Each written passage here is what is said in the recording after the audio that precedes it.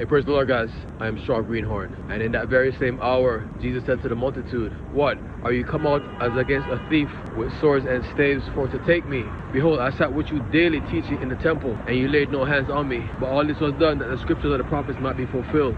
Then all the disciples forsook him and fled. Now those that had laid hands on Jesus led him away. Caiaphas the high priest, where the chief priests and elders were assembled. Now Peter followed afar off and entered into the palace of the high priest and sat with the servants to see what would become of Jesus. So here it is, the beginning of the end, the beginning of his crucifixion. So here we see the chief priests and elders and scribes and Pharisees, you know, they were always seeking for occasion to lay hands on him, but the opportunity never really presented itself. So now here they finally have what it is that they wanted. And if you notice, they made it seem as if he was brought because of his uproar among the people, as if he was out, causing such a ruckus that they just said, "What's going on with this guy?" And they just laid hands on him and brought him in, as if he was out inciting trouble, because they wanted to make sure that their hands were clear. That's why they sent the multitude, and they came for him as if they were coming for a whole army, and not as if they were coming for one man who did such good for the people. This was a little bit of overkill, but they really didn't know what to expect. And the people, they loved him so much, and they even confessed that he was Christ the King. So who was to say that they wouldn't have made an uproar to defend him, fight force with force, and to preserve his life? Because they said, when he was, remember when he rode in on the donkey, "Hosanna in the highest, blessed is he that cometh in the name of the Lord." They always called him the son of David, and if he's the son of David, that he is the Christ, the king, coming king. But they just mislaid the order of things, not understanding that he was to suffer first and die, to purchase his kingdom with with his faithful ones. Because otherwise it would have just been him and those angels, which is what they already had, to start to begin with. Here we also see the disciples being tested, because it's easy to say something when there's peace and calm and quiet. They said when there's peace and quiet, then comes sudden destruction. But it was written that of all those that you have given me, I have lost none, except the son of perdition, that the scriptures might be fulfilled. So it wasn't their time yet, and they still had a work to do. He didn't come for his work to die with him, but rather for it to be spread. He is each one teach one, and he started with the 12. So these 12 were to go out and gain them 10 talents. Alright, so this passage, it starts out saying, "And in that very hour Jesus said unto the multitude, Are you come out as against a thief with swords and staves to take me? Behold, I sat with you teaching daily in the temple, and you laid no hands on me." So this is a bit overkill. Why were they so careful to send this many men after him? It seems as if they were believing their own lies, that he does cast out devils by Beelzebub. He's the chief of the devils. I remember at one point he said, they said unto him, when it was a question about Moses and the law of Moses, and they said, "We know Moses, whence he is. As for this fellow, we know not whence he is," to make him seem as some impostor or imitator, or somebody that's trying to insert themselves into the grand scheme of all these things, just for self-praise and self-importance. Are you come out as against a thief? How comes, as a matter of fact, I gave, that's all I ever did. I gave healing, I gave deliverance, I gave recovery of sight, I brought back from the dead, I fed with the fishes and the loaves, 5,000 and 4,000. When he healed the woman with the issue of blood, he said, "I know that somebody had touched me." Why? Because virtue is gone out of me. At what point did I ever steal? There was one thief in my camp, and he stole from the money bag. He stole from what I had. If we're gonna be, mentioning thieves, whence cometh all this? Like I said in my last video, the devil, he really thought that this was a battle of force, and he could use force to defeat Jesus. So, he's really the one that's operating, orchestrating all this right here, because he's trying to push certain buttons and getting Jesus to react a certain way. To be in the flesh, and to be fearful for his life, to try to take it, and to make it a battle of brute and force. What did God say? What did he say? Not by power, nor by might, but by his spirit. He already asked, "Father, if it be possible, let this cup pass from me. Nevertheless, not as my will, but as thy will be done." So they came, the devil saw that he was to bear the sin of all mankind. He understood that what this would mean for him. Some Bible scholars, even though it's not written in the Bible, they say when Jesus, arose, that he arose in hell. And that would make sense, because that's where he went to get the keys to death and hell. Where were they? In hell. So if he is bearing all the sin of mankind, maybe the devil thought that he would get to keep Jesus. So he's coming with all force to put him to death, because I want that soul. Of all the souls I have down here, none would be as valuable as this one. You know, you got to think of all the reasons why they came up with such force and strength for a man who was just so giving and so loving and good and caring. Behold, I sat with you teaching daily in the temple. You know where I always was. I remember when they wanted to stone him, and they actually picked up stones, and he's asked them, you know, for which one of these of my good works do you stone me? I was never hiding from you. I sat in the temple and I reasoned with you. I opened your eyes to things that you would never ever even imagine existed. Bible says, I will open my mouth in parables. I will reveal secrets, hidden secrets that have been kept secret since before the foundation of the world. These things happen every day in God's eyes, and you don't even know not even one of them. And here I am revealing all these things to you. Which one of my good works do you stone me? Are you come out as against a thief? I've stolen nothing. Behold, I sat with you daily in the temple teaching. What's the difference between then and now? That you couldn't have taken me then, but now alright, so we know they wanted to take him, but they said not on the feast day, lest there be an uproar amongst the people, because they feared the people, because they counted him a prophet, a great prophet. So what changed?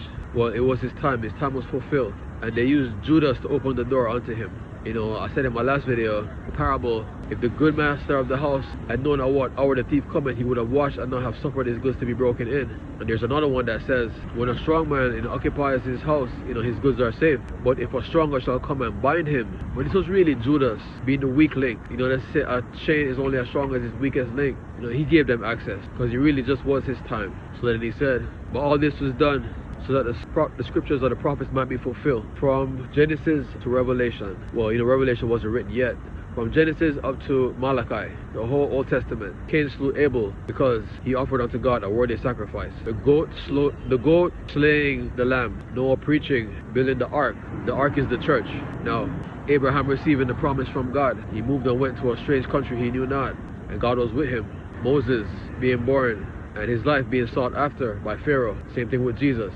Joseph receiving the promise amongst his brothers, being sold for 20 pieces of silver, then becoming governor, the ruler. David being a man after God's own heart. Prophets, Samuel being called from his mother's womb. Elijah in the wilderness, Christ fasting 40 days and 40 nights. Jeremiah being let down into the stock and his feet sinking in the mire. Jesus being put in the tomb. Fulfillment of all things. All these things were done that the scriptures might be fulfilled. And then all the disciples forsook him and fled. You know, like I said in my last video also, when they were in the Garden of Gethsemane and they were asleep for their eyes were heavy, this was their moment. This was when they were to fight, and they missed it completely. When they say some opportunities only come once, and if you miss it, you never get it again.